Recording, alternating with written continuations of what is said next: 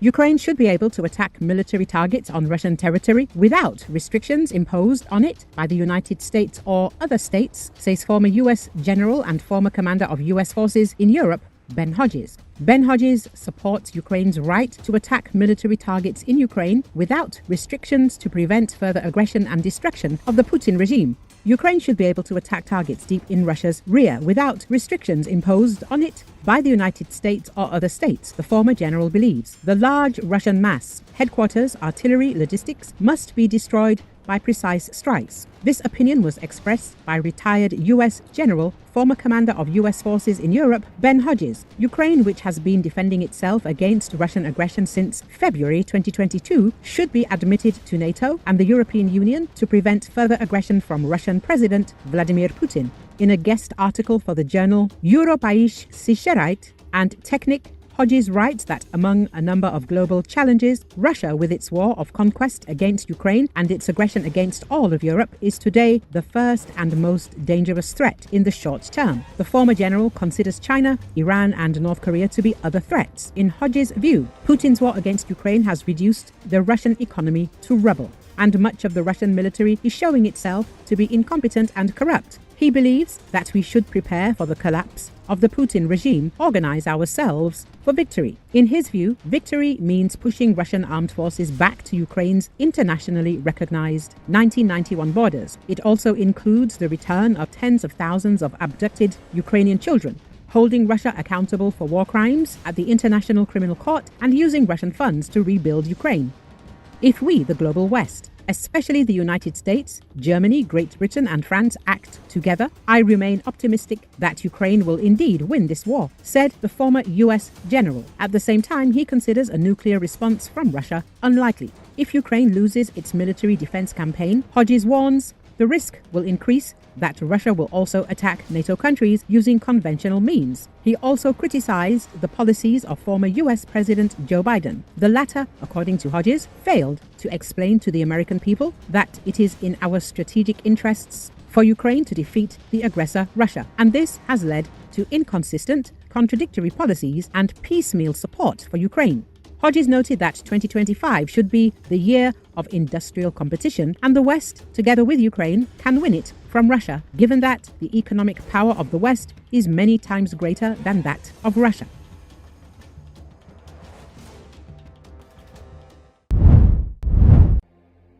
Ukrainian President Volodymyr Zelensky said Ukraine would not accept any peace negotiations with Russia that didn't include his country.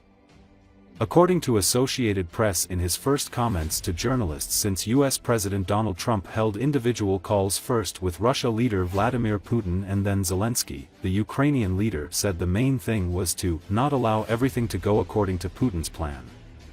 We cannot accept it, as an independent country, any agreements without us, Zelensky said as he visited a nuclear power station in western Ukraine on Thursday. I articulated this very clearly to our partners. Any bilateral negotiations about Ukraine, not on other topics, but any bilateral talks about Ukraine without us, we will not accept, he added. Zelensky said during his conversation with Trump on Wednesday, the U.S. president told him he wanted to speak to both the Russian and Ukrainian leaders at the same time. He never mentioned in a conversation that Putin and Russia was a priority. We, today, trust these words. For us it is very important to preserve the support of the United States of America, Zelensky said.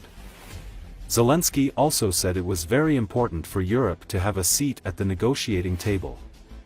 European governments are reeling after the Trump administration signaled that it is planning face-to-face talks with Russia on ending the Ukraine war without involving them. I believe that the Europeans should be at the negotiating table because we are part of Europe and will be members of the European Union, Zelensky said. It is important for us, they have strongly helped us. Да, в розмові він не сказав, що Путін і Росія була пріоритетом, і сьогодні ми довіряємо цим словам. Для нас дуже важливо зберегти підтримку Сполучених Штатів, Америки. Але дуже важливо, що я зазначив під час нашої розмови вчорашньої, що так, у нас вже було 3 розмови, так, з президентом Трампом, і Тому я не сприймаю цей дзвінок, що це був пріоритет, що він спочатку говорив з Росією. Хоча дійсно це не дуже приємно у будь-якому випадку, тому що ви знаєте, як українське суспільство, як всі ми, і європейці так реагують, що передусім Україна, і нічого не може бути про Україну без України. І тому ми з ним говорили, була дуже хороша розмова. Зустрічі для нас пріоритет Україна-Америка, і тільки після таких зустрічей, після напрацювання плану, як зупинити Путіна, я вважаю справедливо тоді вже говорити з русскими. І для нас також дуже важливо, сьогодні ще це не звучить, але ми знаємо сигнали від європейців, так. І вони знають моє відношення. Я вважаю, що за столом перемовин повинні бути і європейці, бо ми є частиною Європи, і ми будемо обов'язково членами Європейського Союзу. Для нас важливо, вони дуже багато допомогли. Знаєте, міністр Сибіга мені дзвонив, і він сказав, що в Європі серйозне занепокоєння, що вони поки що не бачать сигналу від Сполучених Штатів Америки, що у них є місце за столом. Тобто всі розуміють, що Америка, Україна і Росія, такий формат може бути перемовин, а де Європа. Я також дуже зацікавлений, щоб була Європа. Ми сьогодні не можемо спрогнозувати, як то буде, але ми повинні бути з вами міцними. Ми проходили вже Нормандію і Мінськ. І я вважаю, що в цю річку вона достатньо брудна була, ми не маємо права ще раз зайти. І тому будемо дуже обережні. Нам потрібні союзники і справедливі партнери в той момент, коли ми будемо закінчувати або закінчити гарячу стадію цієї війни. І сьогодні головне, щоб все не йшло по плану Путіна. Коли він хоче зробити все, щоб перемовини у нього були двосторонні, він зі Сполученими Штатами Америки, і ми просто не зможемо акцептувати, як незалежна країна, будь-які домовленості без нас. І я це дуже чітко артикулюю нашим партнерам. Будь-які двосторонні перемовини про Україну, я не про інші теми, тут вони вільні, будь-які двосторонні перемовини про Україну без нас ми не будемо приймати.